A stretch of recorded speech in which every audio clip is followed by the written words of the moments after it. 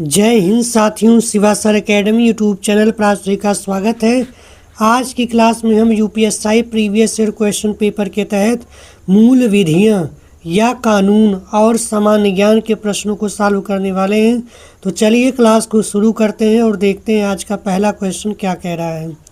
देखिए, पहला क्वेश्चन कहा जा रहा है, सरकारी व्यय के स्रोत क्या हैं।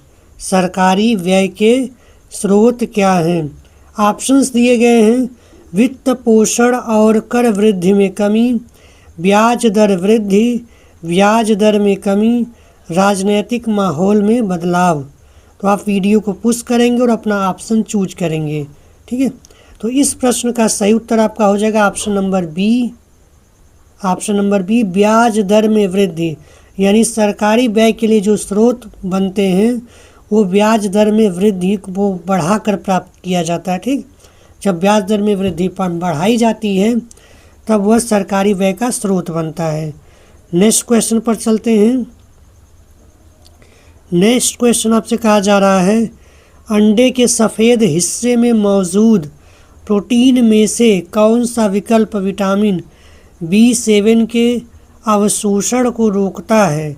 ऑप्शंस दिए गए हैं, एविडीन, ग्लूटेमीन, कैरोटीन या एवीडी। तो इस प्रश्न का सही उत्तर आपका हो जाएगा ऑप्शन नंबर ए, एविडीन। वह कौन सी प्रोटीन पाई जाती है, एविडीन पाई जाती है, जो क्या करती है, विटामिन B7 के अवशोषण को रोकती है। किसमें, अंडे के सफ़ेद भाग में मौजूद, ठीक। तो याद रखिएगा, ठीक। नेक्स्ट क्वेश्चन पर चलते हैं। नेक्स्ट क्वेश्चन आपसे कहा जा रहा है, निम्नलिखित में से कौन सा राज्य सूची का एक विषय है। ऑप्शंस दिए गए, ट्रस्ट और ट्रस्टी, जंगली पशुओं और पक्षियों का संरक्षण, सामाजिक सुरक्षा और सामाजिक बीमा या कृषि। तो इस प्रश्न का सही उत्तर आपका हो जाएगा ऑप्शन नंबर डी, कृषि। कृषि जो है वह राज्य सूची का विषय है। आप यहाँ ध्यान रखेंगे कि हमारे संविधान में केंद्र और राज्यों के बीच अधिकारों का बंटवारा किया गया, जिसके तहत एक अनुसूचियाँ बनाई गई हैं, जिसमें 3 सूची होती है। एक होती है राज्य सूची, केंद्र सूची और समवर्ती सूची।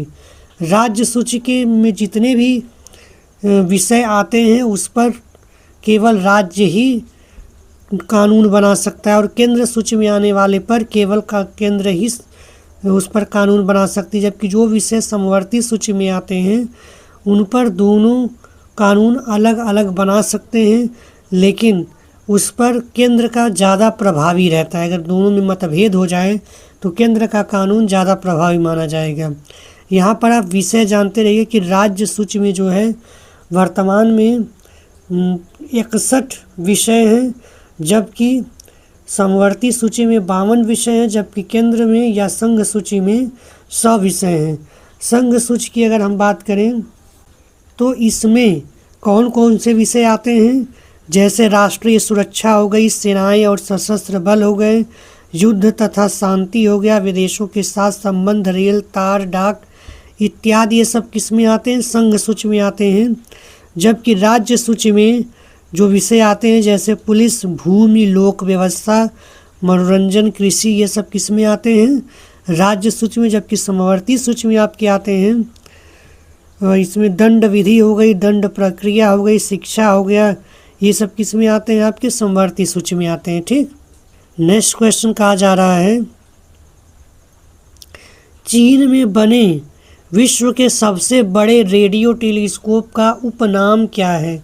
ऑप्शंस दिए गए हैं, तियानयान, कैट 7, डेलिनया या नानशान। तो इस प्रश्न का सही उत्तर आपका हो जाएगा ऑप्शन नंबर ए, तियानयान, ठीक है। नेक्स्ट क्वेश्चन पर चलते हैं। नेक्स्ट क्वेश्चन आपसे कहा जा रहा है, शहरों में भूमिगत मृदा प्रदूषण का सबसे बड़ा कारण कौन सा होता है। ऑप्शंस दिए गए हैं, क्रोमियम, मल अपशिष्ट, विघटन या कैडमियम। तो जो शहरों में भूमिगत मृदा प्रदूषण होता है उसका सबसे बड़ा कारण क्या होता है, कैडमियम। ऑप्शन नंबर डी सही होगा, ठीक। नेक्स्ट क्वेश्चन पर चलते हैं। नेक्स्ट क्वेश्चन आपसे कहा जा रहा है, कोलकाता में धर्म सभा की स्थापना किसने की थी। ऑप्शंस दिए गए हैं गोपी मोहन देव, भाई बालक सिंह, सैयद अहमद या राधाकांत देव। तो इस प्रश्न का सही उत्तर आपका हो जाएगा ऑप्शन नंबर डी, राधाकांत देव। राधाकांत देव जी ने क्या किया था, कोलकाता में एक धर्म सभा की स्थापना की थी। ठीक, नेक्स्ट क्वेश्चन पर चलते हैं। नेक्स्ट क्वेश्चन कहा जा रहा है कौन सा पुरस्कार पर्यावरण और वन मंत्रालय द्वारा उन व्यक्तियों और संस्थानों को दिया जाता है जिन्होंने वनीकरण और बंजर भूमि विकास के क्षेत्र में अग्रणी कार्य किया है। ऑप्शंस दिए गए हैं वन विज्ञान पुरस्कार, इको हीरो पुरस्कार, इंदिरा प्रियदर्शनी वृक्ष मित्र पुरस्कार और ऑप्शन डी दिया हुआ है इंदिरा गांधी पर्यावरण पुरस्कार। तो इस प्रश्न का सही उत्तर आपका हो जाएगा option number C, Indira Priyadarshini वृक्ष मित्र पुरस्कार। किसको दिया जाता है, उनको दिया जाता है जो वनीकरण और बंजर भूमि के विकास में कार्य करते हैं। और इसमें जो आपके पुरस्कार के तौर पर दिया जाता है, इसमें 2.5 लाख रुपए दिए जाते हैं। ठीक है, 2.5 लाख, ये भी कंसेप्ट फैक्ट आप याद रखेंगे। ठीक, बाकी जो यहाँ पर इंदिरा गांधी पर्यावरण पुरस्कार दिया गया है, यह जो पर्यावरण संरक्षण के मामले में दिया जाता है और इसमें 5 लाख पुरस्कार दिए जाते हैं। ठीक है, फैक्ट आप याद रखेंगे। नेक्स्ट क्वेश्चन पर चलते हैं। नेक्स्ट क्वेश्चन कहा जा रहा है निम्नलिखित में से कौन सा निकाय सूचना के अधिकार यानी कि आरटीआई के दायरे में आता है। ऑप्शंस दिए गए हैं, पहले तो आपके ऑप्शन 3 कंसेप्ट दिए गए यहाँ पर, स्वापक नियंत्रण ब्यूरो यानी इसको इंग्लिश में नारकोटिक्स कंट्रोल ब्यूरो कहते हैं। दूसरा आपका दिया प्रवर्तन निदेशालय, या ऑप्शन 3 दिया है अनुसंधान और विश्लेषण विंग। ये तीनों संस्थाएं हैं जो भारत सरकार के अंडर में काम करती हैं। आपको ऑप्शंस के हिसाब से चूज करके बताना है इसमें से कौन जो है सूचना के अधिकार के दायरे में आता है, मतलब हम इससे संबंधित कोई भी सूचना प्राप्त कर सकते हैं। ठीक, तो अब ऑप्शंस को आपको देखना है और ऑप्शंस के हिसाब से आपको बताना है। तो देखिए इस प्रश्न का जो सही उत्तर आपका हो जाएगा ऑप्शन नंबर डी, इनमें से कोई नहीं, यानी कि इसमें से आप जितने भी यहाँ संस्थाएं दिए हैं इसमें से कोई भी आरटीआई के दायरे में नहीं आता। ठीक, क्योंकि नारकोटिक्स कंट्रोल ब्यूरो, आप ज़रूरी नहीं कि आप जाकर यहाँ पर आरटीआई लगा दें तो उन्हें ज़रूरी हो जाएगा कि वो आपको सूचना दें। इन जितनी भी संस्थाएं हैं ये आरटीआई के दायरे में नहीं आती, यानी कि सामान्य जनता आरटीआई कानून के तहत जाकर इनसे कोई भी सूचना प्राप्त नहीं कर सकता। ठीक है, इसलिए ऑप्शन नंबर कौन सा सही हो जाएगा, ऑप्शन नंबर डी, इनमें से कोई भी संस्था जो इसके अंतर्गत नहीं आती है। ठीक, नेक्स्ट क्वेश्चन पर चलते हैं। नेक्स्ट क्वेश्चन कहा जा रहा है भारत में अप्रतिबंधित मार्गों के माध्यम से खुदरा क्षेत्र में एफडीआई के लिए अनुमेय सीमा क्या है। एफडीआई का मतलब होता है बाहर से जो आपके विदेशी लोग होते हैं वो हमारे यहाँ आकर क्या करते हैं, कंपनी चलाने के लिए कुछ अपना डिपॉजिट करते हैं, तो उसी को बोला जाता है। ऑप्शंस आपके यहाँ दिए गए हैं 49%, 74%, 25% या 100%। तो इस प्रश्न का सही उत्तर आपका हो जाएगा ऑप्शन नंबर डी, 100%। ठीक है, नेक्स्ट क्वेश्चन पर चलते हैं। नेक्स्ट क्वेश्चन कहा जा रहा है भारतीय पुलिस सेवा आईपीएस के लिए कैडर नियंत्रण प्राधिकरण कौन सा है। ऑप्शंस दिए गए मानव संसाधन विकास मंत्रालय, भारत की सार्वजनिक सेवा के प्रमुख, गृह मंत्रालय या पुलिस अनुसंधान और विकास। तो इस प्रश्न का सही उत्तर आपका हो जाएगा ऑप्शन नंबर सी, गृह मंत्रालय। यानी कि आईपीएस के लिए कैडर नियंत्रण प्राधिकारी कौन होता है, गृह मंत्रालय होता है। ठीक, नेक्स्ट क्वेश्चन पर चलते हैं। नेक्स्ट क्वेश्चन कहा जा रहा है निम्नलिखित में से कौन सी एक कायांतरित चट्टान है। ऑप्शंस दिए गए हैं अशिताश्म, सीनेट, शैल या बालू पत्थर। तो इस प्रश्न का सही उत्तर आपका हो जाएगा ऑप्शन नंबर सी, शैल। देखिए चट्टानें जो है 3 प्रकार की होती हैं। पहला प्रकार होता है आग्नेय, ठीक। दूसरा आपका होता है रूपांतरित या कायांतरित और थर्ड टाइप का होता है आपका दूसरे टाइप का आपका होता है अवसादी। दूसरे टाइप में आपका होता है अवसादी और तीसरे टाइप में आपका रूपांतरित या कायांतरित आता है, ठीक। तो आग्नेय चट्टान जो होती है इसमें जीवाश्मों का अभाव होता है, केवल जो धात्विक चीज़ें हैं वो ज़्यादा से ज़्यादा पाई जाती हैं। जबकि अवसादी में जो होता है यहाँ पे जो आपका जीवाश्म वाले जितने भी वस्तुएं होती हैं वो अवसादी चट्टानों में ज़्यादा पाई जाती हैं। जबकि आग्नेय और अवसादी ही प्राकृतिक कारणों से बदलकर बाद में रूपांतरित या कायांतरित चट्टानें बन जाती हैं, ठीक है। तो ये फैक्ट याद रखेंगे। नेक्स्ट क्वेश्चन पर चलते हैं। नेक्स्ट क्वेश्चन कहा जा रहा है डैश नाम भारत के परमाणु कार्यक्रम को दिया गया था, जिसमें भारत ने पोखरण में 15 किलो टन प्लूटोनियम उपकरण का विस्फोट किया और परमाणु क्लब का सदस्य बन गया। ऑप्शंस दिए गए operation sunflower, operation rising tiger, operation smiling Buddha या मुक्ति।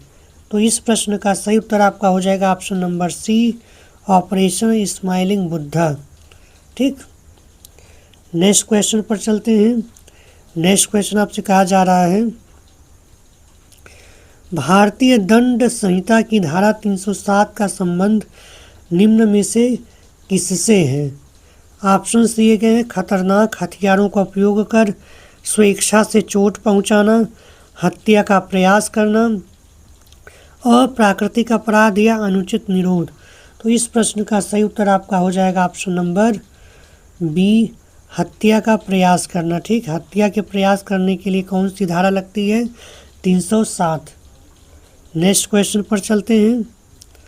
नेक्स्ट क्वेश्चन कहा जा रहा है अनिलवाड़ किस राजवंश की राजधानी थी। ऑप्शंस दिए गए हैं राष्ट्रकूट, मित्राका राजवंश, पाल राजवंश या सोलंकी राजवंश। तो इस प्रश्न का सही उत्तर आपका हो जाएगा ऑप्शन नंबर डी, सोलंकी राजवंश, यानी कि अनिलवाड़ जो है वो सोलंकी राजवंश की राजधानी हुआ करती थी। नेक्स्ट क्वेश्चन पर चलते हैं। नेक्स्ट क्वेश्चन कहा जा रहा है निम्नलिखित में से कौन सा संगठन वैश्विक भूख सूचकांक GHI जारी करता है। ऑप्शंस दिया गया है अखिल अमेरिकी स्वास्थ्य संगठन, अंतर्राष्ट्रीय खाद्य नीति अनुसंधान संस्थान या विश्व स्वास्थ्य संगठन या रेड क्रॉस की अंतर्राष्ट्रीय समिति। तो इस प्रश्न का सही उत्तर आपका हो जाएगा ऑप्शन नंबर बी, अंतर्राष्ट्रीय खाद्य नीति अनुसंधान संस्थान जो है वो GHI यानी कि वैश्विक भूख सूचकांक ग्लोबल हंगर इंडेक्स जारी करता है, ठीक। नेक्स्ट क्वेश्चन पर चलते हैं। नेक्स्ट क्वेश्चन आपसे कहा जा रहा है हिमालय में पांगशंग दर्रा डैश को मिलाता है, यानी कि आपको ऑप्शन से देखकर बनाना है कि किनको यह हम पांगशंग दर्रा मिलाता है, ठीक। ऑप्शंस दिए गए हैं सिक्किम को चीन से, हिमाचल प्रदेश को तिब्बत से, उत्तराखंड को तिब्बत से या अरुणाचल प्रदेश को म्यांमार से। तो इस प्रश्न का सही उत्तर आपका हो जाएगा option number D, Arunachal Pradesh को म्यांमार से मिलाने वाला दर्रा कौन सा है, पांगशंग दर्रा है, ठीक। साथ ही आप कुछ और भी दर्रों के नाम जानते रहेंगे, जैसे आपका नाथुला दर्रा होता है, नाथुला यह दर्रा किसको किसको जोड़ता है, यह सिक्किम को चीन से जोड़ता है। नाथुला दर्रा किसको जोड़ता है, सिक्किम को चीन से जोड़ता है। इसी तरह एक बनिहाल दर्रा है, ठीक। बनिहाल दर्रा किसको जोड़ता है, यह कश्मीर को शेष भारत से जोड़ता है, ठीक। बनिहाल दर्रा जो है वो कश्मीर को शेष भारत से जोड़ता है। बाकी एक और आप ध्यान रखिएगा शिपकीला, ठीक। शिपकीला दर्रा जो है यह आपका हिमाचल प्रदेश को तिब्बत या चीन से जोड़ता है, ठीक है। तो ये भी तीनों के नाम आप जानते रहिएगा। नेक्स्ट क्वेश्चन पर चलते हैं। नेक्स्ट क्वेश्चन कहा जा रहा है संविधान का वह कौन सा एकमात्र भाग है जिसे पूरी तरह से निरस्त कर दिया गया। ऑप्शंस दिए गए हैं भाग 22, भाग 11, भाग 7 या भाग 5? तो इस प्रश्न का सही उत्तर आपका हो जाएगा ऑप्शन नंबर सी, भाग 7। ठीक है, भाग 7 को पूरी तरह से हटा दिया गया है। नेक्स्ट क्वेश्चन पर चलते हैं। नेक्स्ट क्वेश्चन कहा जा रहा है, बोतल बनाने में किस बहुलक का प्रयोग किया जाता है? ऑप्शंस दिए गए, पॉलीप्रोपिलीन, निम्न घनत्व वाली पॉलीएथिलीन, पॉलीस्टायरीन या उच्च घनत्व वाली पॉलीएथिलीन। तो इस प्रश्न का सही उत्तर आपका हो जाएगा ऑप्शन नंबर डी, उच्च घनत्व वाली पॉलीएथिलीन। उच्च घनत्व वाली पॉलीएथिलीन का प्रयोग किया जाता है बोतल बनाने में। ठीक, तो नेक्स्ट क्वेश्चन पर चलते हैं।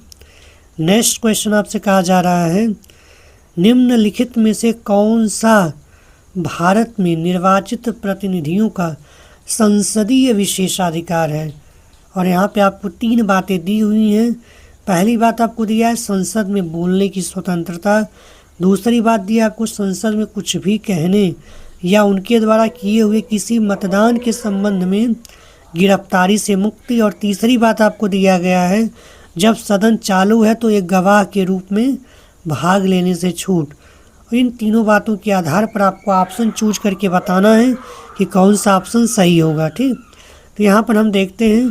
तो सबसे पहली जो बात आपकी, पहले आप ये जानते रहिए कि संसद में जो संसदीय विशेषाधिकार दिया गया है, इसे संविधान के अनुच्छेद 105 में दिया गया है। ठीक, बाकी यहाँ पे हम बातें देखते हैं। तो ये पहली बात आपकी बिल्कुल सही है कि उसे संसद में बोलने की स्वतंत्रता दी गई है। ठीक, दूसरी बात भी आपकी बिल्कुल सही है कि संसद में कुछ भी कहने या उनके द्वारा दिए हुए किसी मतदान के संबंध में उनको गिरफ्तारी से मुक्ति दी गई, यानी कि वो कुछ भी कह सकते हैं और मतदान के संबंध में कोई भी अगर क्रियाकलाप करते हैं तो उसके लिए उन्हें गिरफ्तारी नहीं की जा सकती, उन्हें हम गिरफ्तार नहीं कर सकते। ठीक है, और तीसरी बात को देखते हैं। तो यह जो बात है कि जब सदन चालू है तो एक गवाह के रूप में भाग लेने से छूट है, यह बात गलत है। क्योंकि अगर वह चाहे सदन चालू हो या चालू न हो, अगर उन्हें गवाह के रूप में पेश किया जाता है तो उन्हें गवाह के रूप में छूट नहीं दी गई, उन्हें लेकर हम कोर्ट में जा सकते हैं। लेकिन यह बात है कि उसके खिलाफ हम कोई कार्रवाई नहीं कर सकते। वह गवाह तो बन सकता है लेकिन इसे मुख्य अभियुक्त की तरह आप नहीं ले जा सकते। ठीक है, बस वो गवाही दे सकता है। तो ये बात गलत हो जाएगी। इस तरह आपका ऑप्शन नंबर कौन सा सही हो जाएगा? ऑप्शन नंबर आपका सी सही हो जाएगा। ठीक, नेक्स्ट क्वेश्चन पर चलते हैं। नेक्स्ट क्वेश्चन कहा जा रहा है, निम्नलिखित में से कौन सा राज्य के नीति निदेशक सिद्धांतों में नहीं है? ठीक है, ऑप्शन आप पहली बात बोली जा रही है शिक्षा का अधिकार, ग्राम पंचायत। तो देखिए, पहले तो आप ये जानते रहिए नीति निदेशक सिद्धांत संविधान के भाग 4 में दिया गया है। ठीक, नीति निदेशक सिद्धांत कहाँ दिया गया है? संविधान के भाग 4 में दिया गया है। और एक कहाँ तक है? 36 से लेकर 51 तक है। ठीक, ये नीति निदेशक सिद्धांत किसको दिए गए हैं? राज्य के लिए दिए गए हैं।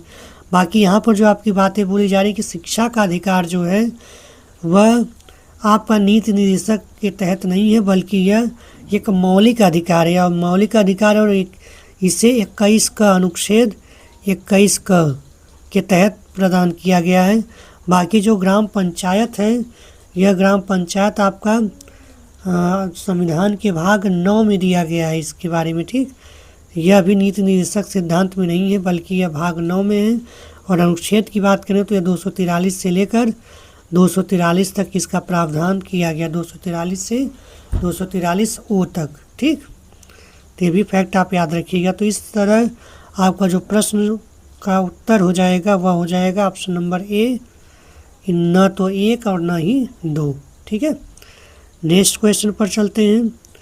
नेक्स्ट क्वेश्चन कहा जा रहा है, केंद्रीय जांच ब्यूरो सीबीआई के संस्थापक निदेशक कौन थे? यानी कि इनमें से कौन था जिनके समय सीबीआई के निदेशक तो चुने गए थे और उसी समय सीबीआई का गठन भी किया गया था। ऑप्शंस दिए गए हैं, करमचंद जैन, खान बहादुर कुर्बान अली खान, डीपी कोहली, एमसी राव। तो इस प्रश्न का सही उत्तर आपका हो जाएगा option number C, D P Kohli. ठीक है, नेक्स्ट क्वेश्चन पर चलते हैं। नेक्स्ट क्वेश्चन आपसे कहा जा रहा है, निम्न में से कौन सा एक बचत निवेश नहीं है? ऑप्शंस दिए गए हैं, गृह ऋण, मूलधन चुकौती, सार्वजनिक भविष्य निधि, जीवन बीमा प्रीमियम या सावधि जमा। तो इस प्रश्न का सही उत्तर आपका हो जाएगा option number D, fix deposit यानी सावधि जमा जो है वह एक बचत का निवेश नहीं है। ठीक, नेक्स्ट क्वेश्चन पर चलते हैं। नेक्स्ट क्वेश्चन कहा जा रहा है, कंप्यूटर तकनीक की पहली पीढ़ी में किस लैंग्वेज का प्रयोग किया गया था? ऑप्शंस दिए गए, कोबोल, फॉर्ट्रेन, असेंबली लैंग्वेज या मशीन लैंग्वेज। तो इस प्रश्न का सही उत्तर हो जाएगा option number D, machine language. ठीक है, नेक्स्ट क्वेश्चन पर चलते हैं। नेक्स्ट क्वेश्चन आपसे कहा जा रहा है, निम्नलिखित में से कौन सा मूल संविधान में राज्य के नीति निर्देशक तत्व के तहत उल्लिखित नहीं है? तो आप कमेंट करके बताएंगे कि राज्य के नीति निर्देशक तत्व संविधान के किस अनुच्छेद में दिए गए हैं और यह किस अनुच्छेद से लेकर कितने अनुच्छेद तक दिया गया है। ठीक, जबकि यहाँ ऑप्शंस आपको दिए गए हैं, जीवन स्तर को संवर्धित करने में राज्य का कर्तव्य, पोषण स्तर को संवर्धित करने में राज्य का कर्तव्य, पर्यावरण की रक्षा और बेहतर करने में राज्य का कर्तव्य, सार्वजनिक स्वास्थ्य में सुधार में राज्य का कर्तव्य। तो इस प्रश्न का सही उत्तर आपका हो जाएगा ऑप्शन नंबर सी, पर्यावरण की रक्षा और बेहतर करने में राज्य का कर्तव्य। ध्यान दीजिएगा, यहाँ पर ये जितने भी कर्तव्य आपके दिए गए हैं ये राज्य के नीति निर्देशक सिद्धांतों में दिए गए हैं, बल्कि यह जो पर्यावरण की रक्षा और बेहतर करने में राज्य का कर्तव्य है यह राज्य का कर्तव्य नहीं है, बल्कि इसे हम मौलिक कर्तव्य के अंडर में रखे हैं। यह राज्य का नहीं बल्कि इस देश के सभी नागरिकों का कर्तव्य होगा कि वो पर्यावरण की रक्षा करेंगे, ठीक है, और उसे बेहतर बनाएंगे। नेक्स्ट क्वेश्चन पर चलते हैं। नेक्स्ट क्वेश्चन कहा जा रहा है, किसी राज्य विधान परिषद का निर्माण या निरस्त करने के लिए राज्य विधानसभा को एक प्रस्ताव पारित करना होता है जिसे निम्न द्वारा समर्थन प्राप्त होना चाहिए। पहली बात आपको दिया है कि उसे सदन की बहुमत संख्या प्राप्त होनी चाहिए। दूसरी बात दिया है आपको सदन में उपस्थित और मतदान करने वाले सदस्यों का लगभग 2/3 बहुमत भी मिलना चाहिए। तो यहाँ पर ऑप्शन के हिसाब से दोनों बातें आपकी सही हो जाएंगी। जब दोनों एक साथ बातें लागू होंगी तभी उस राज्य या विधान परिषद की उस राज्य के विधान परिषद को निर्मित किया जा सकता है या उसे समाप्त किया जा सकता है। ठीक, नेक्स्ट क्वेश्चन पर चलते हैं। नेक्स्ट क्वेश्चन कहा जा रहा है, संसद और राज्य विधानमंडलों के चुनाव के संबंध में चुनाव याचिका डैश के समक्ष दायर की जा सकती है। ऑप्शंस दिए गए, निर्वाचन आयोग, सर्वोच्च न्यायालय, उच्च न्यायालय या राष्ट्रपति।